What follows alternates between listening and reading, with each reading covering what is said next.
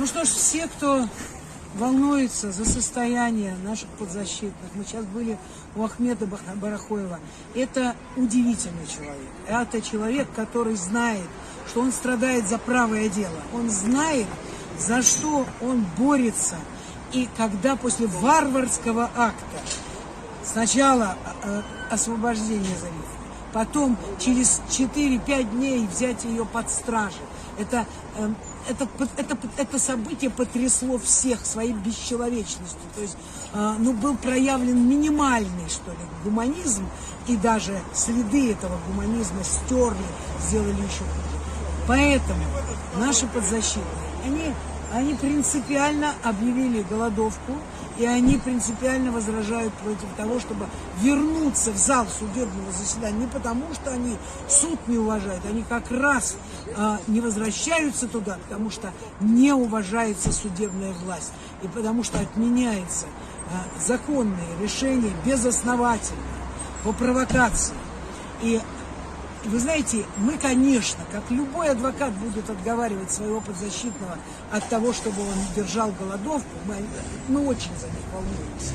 Но уважать их позицию, уважать их выбор мы обязаны. Поэтому мы, конечно, поговорили сегодня с Ахмедом. Если бы вы видели вот его уверенность в том, что необходимо выразить вот этот протест, если бы вы увидели, насколько он силен морально, духовно, вы бы поняли, что мы вот вышли такие тоже воодушевленные, правильно? Да, мы пришли, поддержали Ахмеда, Ахмед поддержал нас. Нас поддержал, поэтому, это да, правда. у этого человека столько много силы воли, характер, мужества, его хватит на весь ингушский народ, его хватит на всех защитников, поэтому... Все. Уважать судебный процесс можно и нужно, и обязательно нужно это делать, когда в этом процессе соблюдаются права всех.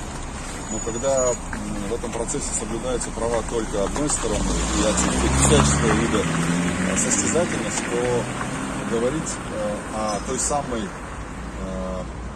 том самом уважении к суду, к сожалению, нам на сегодня не приходится. И в этом смысле мы наших подзащитных абсолютно понимаем, и в этом смысле мы их поддерживаем.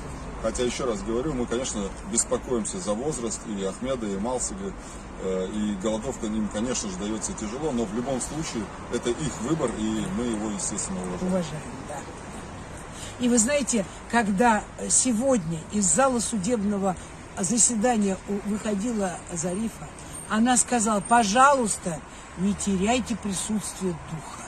Ну, это вот нас всех поразило. И вот этим, собственно, мне и хотелось бы закончить. Все, кто сочувствует им, всех, кто уважает их, всех, кто сочувствует их в борьбе, пожалуйста, не теряйте присутствие духа и веры в то, что справедливость обязана, должна восторжествовать. Я как русский могу сказать, что ингушский народ един и непобедим. Это правда.